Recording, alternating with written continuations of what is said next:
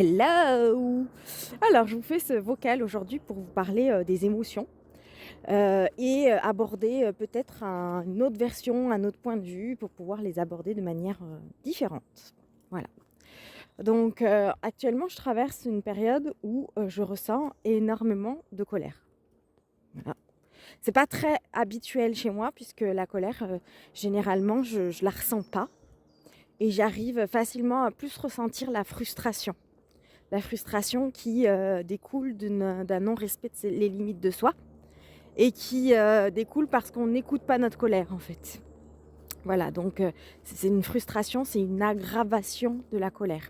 Mais vraiment, je ne ressentais pas ma colère. Je ressentais pas cette émotion. Et je pense qu'avec tout ce qui s'est passé derrière moi, voilà, que ce soit à titre personnel, mais à titre collectif aussi, ça a activé cette énergie chez moi qui est d'ailleurs en astrologie dans mes axes interceptés. Donc ça veut dire que c'est une énergie qui a vraiment du mal à s'exprimer. Donc ça explique, hein, ceci explique cela. et, euh, et donc je suis très très heureuse de pouvoir aujourd'hui connecter avec des parts de moi-même oubliées. Simplement, je suis un peu comme un enfant qui apprend. Et puis c'est surtout que cette colère, quand on ne sait pas comment dire, se laisser traverser par elle, ça peut créer de grosses problématiques en fait. Ça détruit en fait, ça détruit tout sur son passage.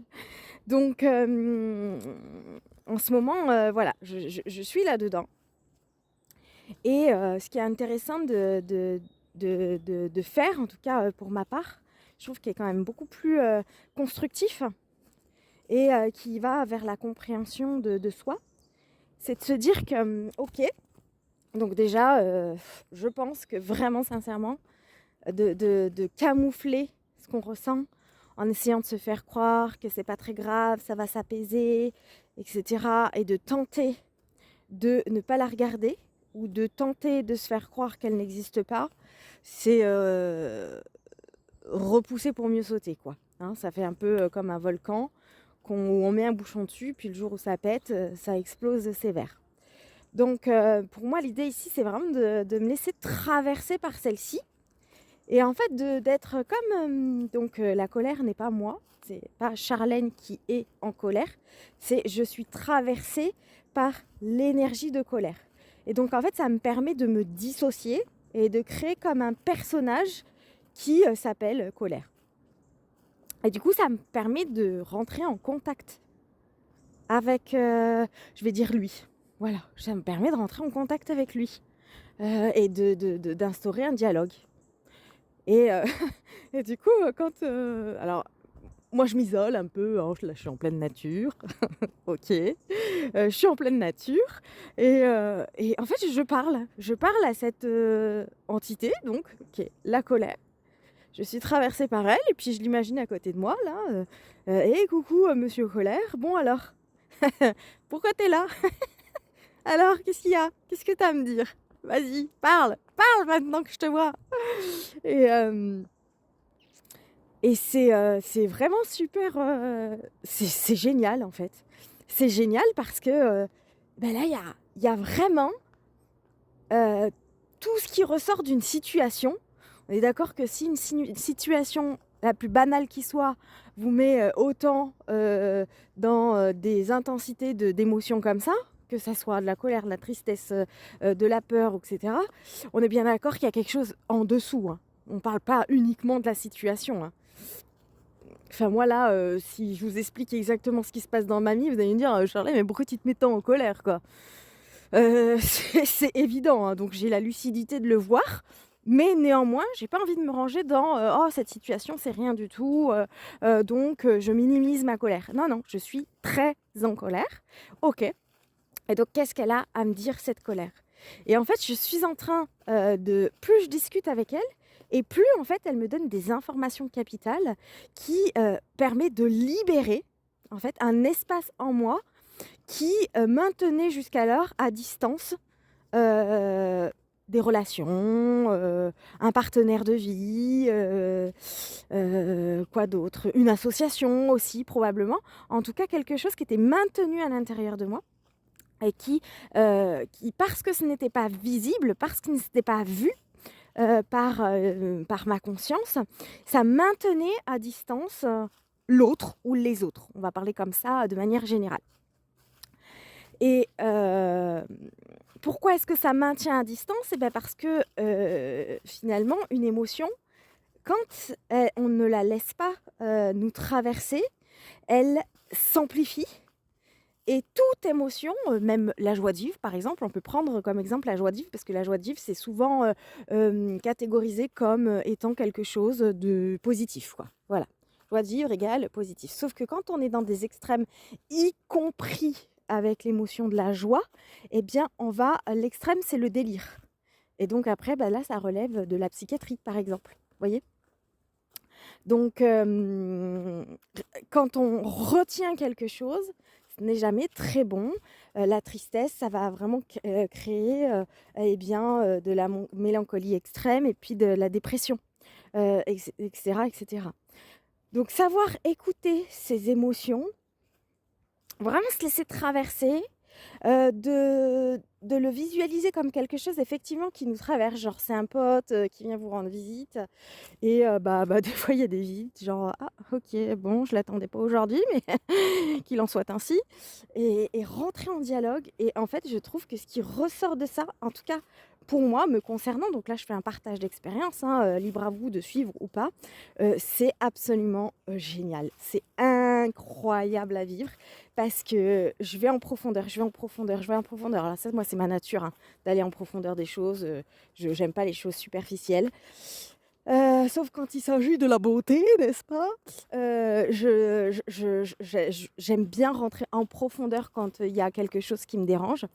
Et donc, alors moi, je le dis, je le parle, mais par écrit, ça sous-entendrait que ici, j'écris, je gratte jusqu'à que j'ai plus rien à sortir de moi, en fait. Tant qu'il y a des choses à dire, tant que j'ai des choses à exprimer, j'exprime. Et c'est absolument incroyable. Donc, aujourd'hui, ce que je peux dire, c'est que cette énergie et cette émotion de colère, vraiment, je la remercie, je l'aime, parce qu'en fait, elle permet... pour moi, en fait, les blessures, les émotions, c'est une énergie lumineuse. D'accord? C'est ce qui appartient à l'énergie d'amour universelle. Pourquoi? Parce qu'elles sont là aussi pour nous rappeler... Pardon, elles sont là aussi pour nous rappeler nos fêlures. Et par quoi, en fait, toutes ces émotions, ces blessures peuvent passer pour nous révéler dans notre meilleur potentiel. Donc aujourd'hui, je sais que je peux ressentir la colère, donc ça c'est vraiment une nouveauté pour moi et c'est génial parce que ça m'évitera d'être tout de suite dans la frustration. Et donc quand on est frustré, eh bien, en mon sens, c'est beaucoup plus... En fait, c'est beaucoup plus difficile de s'en libérer parce que ça voudrait dire qu'il faut quand même s'introspecter pour essayer de comprendre là où est-ce qu'on n'a pas posé de limite, là où est-ce qu'on est allé trop loin pour notre amour propre. Alors que tout de suite avoir de la colère, l'émotion de colère, ça permet d'être tout de suite dans l'instant présent, dans quelque chose qui dit stop, qui dit non. Et quand c'est fait de manière régulière et que c'est fait et qu'on est arrivé à dompter en fait cette émotion, ça évite de partir dans le conflit. Juste de dire, écoute, là, non, je ne suis pas en accord avec ça. Voilà pourquoi. Et ensuite, logiquement, si on est en face d'une personne saine, elle écoute nos ressentis et nos besoins et il y a un accord qui est trouvé. Sinon, eh bien, ça peut partir vraiment dans des gros conflits. Et après, on ne s'arrête plus.